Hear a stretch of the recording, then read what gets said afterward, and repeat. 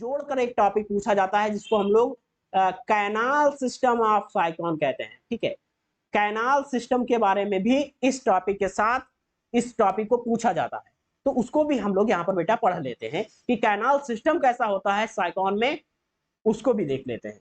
तो देखिए क्या बताया गया है यहाँ पर, फाइलम पोरीफेरा के मेंबर्स का एक मेन कैरेक्टर इसमें पाया जाने वाला कैनाल सिस्टम है। नॉर्मली कैनाल सिस्टम ट्यूब्यूल्स व क्वाइल का स्पेसिफिक अरेंजमेंट होता है जो स्पंजेस के बॉडी में इंटर करने वाले व फ्री होने वाले वाटर को कंट्रोल करता है। तो देखिए बेटा यहाँ पर एक पॉइंट यहाँ पर देखिए लिखा हुआ है ये, जिसमें बताया गया है कि जो आपका कह सकते हैं कैनाल सिस्टम होता है वो किसके द्वारा फॉर्मेट होता है, ट्यूब्यूल्स के द्वारा, और किसके द्वारा, क्वाइल्स के द्वारा फॉर्मेट होता है।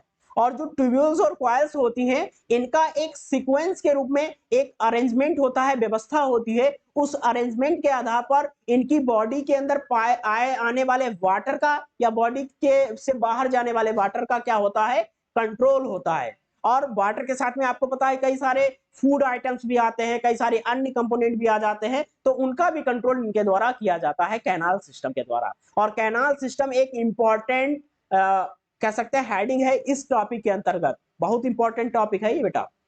तो देखिए यहां पर बताया गया है, आगे लिखा हुआ है, कैनाल सिस्टम बॉडी वाल की फोल्डिंग तथा ओस्टिया की अरेंजमेंट द्वारा निर्मित होता है। अब देखिए जो कैनाल सिस्टम होता है वो साइक्लोन की बॉडी में बॉडी की फोल्डिंग के लिए, ठीक है, बॉडी की फोल्डिंग के लिए और ऑस्टिया के फॉर्मेशन के लिए और ऑस्टिया के द्वारा जितने भी फंक्शंस होते हैं उनके लिए रिस्पॉन्सिबल होता है। दैट मीन वहां पर जितने भी वाटर की एक्सेसमेंट हो या कोई अन्य मटेरियल की या कोई एक्सक्रीटरी मटेरियल साइक्लोन की बॉडी में फॉर्मेट होता है, उसका जो बॉडी से बाहर निकलना रहता है या बॉडी के अंदर आना रहता है वो सारे मैनेजमेंट किसके द्वारा होते हैं, कैनाल सिस्टम के द्वारा होते हैं बेटा। देखिए यहाँ पर इसके कंपोनेंट्स के बारे में भी हम लोग थोड़ा सा डिस्कस कर लेते हैं। देखिए बताया गया है कंपोनेंट्स ऑफ कैनाल सिस्टम, ठीक है, कौन कौन से घटक होते हैं कैनाल सिस्टम के, उनके बारे में थोड़ा सा बेटा यहाँ पर हम लोग जान लेते हैं कि कौन कौन से कंपोनेंट हैं, कौन कौन से घटक होते हैं। तो देखिए बताया गया है पोरीफेरा के कैनाल सिस्टम में पाए जाने वाले कैनाल सिस्टम में फॉलोइंग कंपोनेंट्स होते हैं। दैट मीन पोरीफेरा का कह लीजिए या साइक्लोन का कह लीजिए। भाई साइक्लोन क्या है, पोरीफेरा का मेंबर है। तो साइक्लोन में जो कैनाल सिस्टम होता है उसमें कुछ कंपोनेंट्स होते हैं, कुछ घटक होते हैं। दैट मीन कुछ सीक्वेंस में लगे हुए घटक होते हैं जो कि कैनाल सिस्टम का फॉर्मेशन करते हैं, उसको हम लोग देखेंगे बेटा अब, ठीक है। तो सबसे पहला अगर बात की जाएगी तो यहाँ पर ओस्टिया की जाएगी। देखिए सभी को पता है, आप लोग लगभग 50 बार ये नाम हमसे सुन चुके हैं क्योंकि हम लोग साइक्लोन के बारे में काफी सारी चीजों के बारे में डिस्कस कर चुके हैं। लेकिन कैनाल सिस्टम का जो भाग होता है, कंपोनेंट होता है ओस्टिया, ठीक है, उसके बारे में आप देख लेते हैं।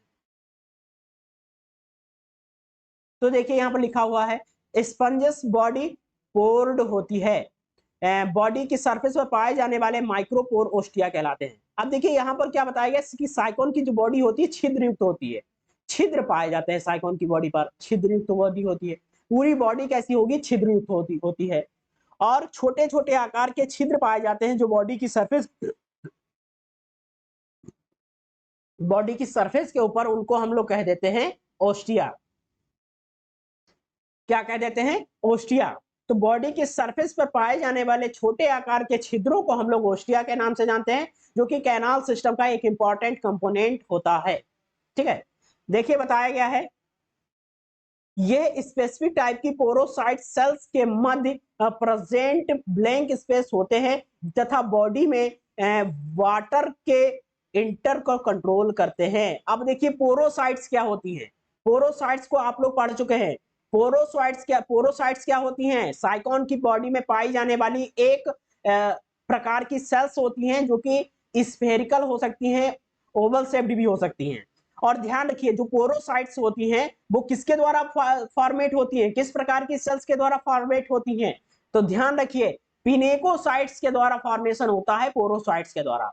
और दो दो पोरोसाइट्स के बीच का जो स्पेस होता है, जो रिक्त स्थान होता है दो पोरोसाइट्स के बीच का, जैसे मान लीजिए यहाँ पर दो पोरोसाइट्स ये हैं और इनके बीच का जो रिक्त स्थान है उनको हम लोग कह देंगे, यानी कि इनका जो ब्लैंक स्पेस होगा उसको हम लोग कह देंगे ओस्टिया, यानी कि दो पोरोसाइट्स के बीच में जो रिक्त स्थान पाया जाता है वो ओस्टिया का फॉर्मेशन कर लेता है, दैट मीन छिद्र का फॉर्मेशन कर लेता है। और जहां पर ओस्टिया पाया जाता है वहां पर पिनेकोडर्म लेयर नहीं पाई जाती है, नहीं सॉरी पिनेकोसाइट्स नहीं पाई जाती है, जो कि पिनेकोडर्म लेयर का फॉर्मेशन करती है। और पिनेकोडर्म क्या होती है? एक्सटर्नल लेयर होती है। एक्सटर्नल साइकोन की बॉडी में पाई जाने वाली एक एक्सटर्नल लेयर होती है, जो कि ओस्टिया जहां पर प्रेजेंट होता है, जो कि एक छिद्र के रूप में होता है, वहां पर नहीं पाई जाती है। ठीक है, आगे देखिए क्या बताया गया है।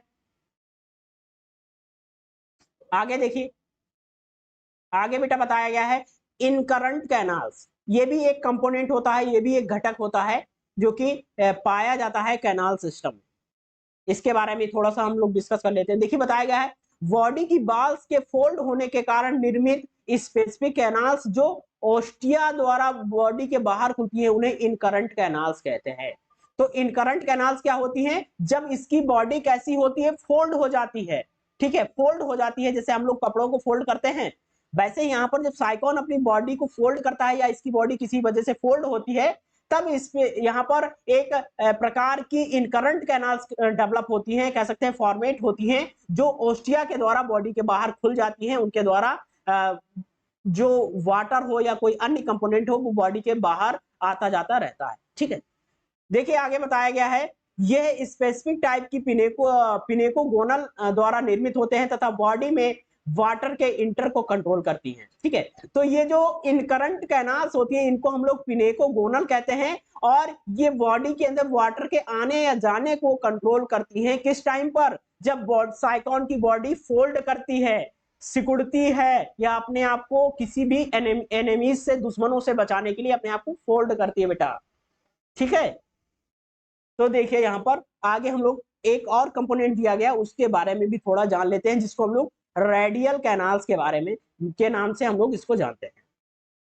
तो देखिए रेडियल कैनाल्स क्या होती है।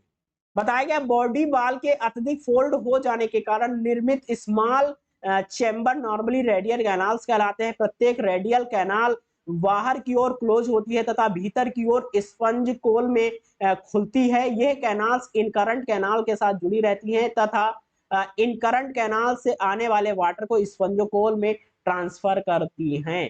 अब देखिए बेटा इसमें क्या बताया गया है, क्या बताया गया है, बहुत इंपॉर्टेंट बताया गया है कि जो बॉडी बाल होती है, जब बॉडी बाल साइकोन की फोल्ड हो जाती है और उसमें जब इसकी बॉडी बाल फोल्ड हो जाएगी, दैट मीन साइकोन की बॉडी बाल फोल्ड हो जाएगी, तो इसमें छोटे आकार के चेंबर्स निर्मित होते हैं जिनको हम लोग रेडियल कैनाल्स के नाम से जानते हैं। ठीक है, किसके नाम से जानते हैं? रेडियल कैनाल्स के नाम से।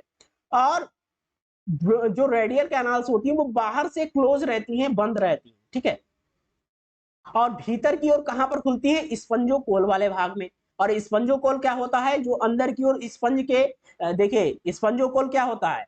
स्पंजोकोल इस तरीके से, यहां पर देखिए मान लीजिए ये कोई स्पंज है, इसका जो अंदर वाला भाग हो, ये वाला भाग है, इसको कह देते हैं स्पंजोकोल।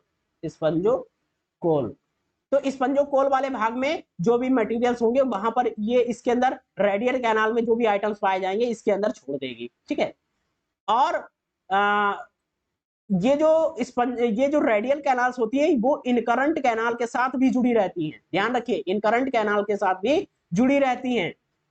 और ये इनकरंट जो कैनाल्स होती है उनमें जो वाटर आता है या कोई अन्य ऐसा पार्टिकल आता है उसको भी स्पंजोकोल में पहुंचाने का कार्य करती है रेडियल कैनाल्स। ठीक है, तो इस प्रकार के कंपोनेंट्स यहाँ पर हमने देखे हैं, किसके अंतर्गत देखे हैं? कैनाल सिस्टम ऑफ साइकोन के बारे में। ठीक है, अब इसका हम लोग छोटा सा एक डायग्राम भी देख लेते हैं कि डायग्राम कैसा होता है, आखिरकार साइकोन के कैनाल सिस्टम में डायग्राम कैसा होता है उसको भी देख लेते हैं बेटा। तो देखिए ये एक डायग्राम दिया गया है, साइकोन के कैनाल सिस्टम का एक डायग्राम दिया गया। डायग्राम के बारे में हम लोग देख लेते हैं। देखिए बताया गया है, देखिए ऑस्कुलम देखिए यहाँ पर पाया गया जो कि एक बड़े आकार का छिद्र होता है। यहाँ पर ये छोटे छोटे छिद्र पाए जाएंगे जिनको हम लोग ओस्टिया के नाम से जानते हैं।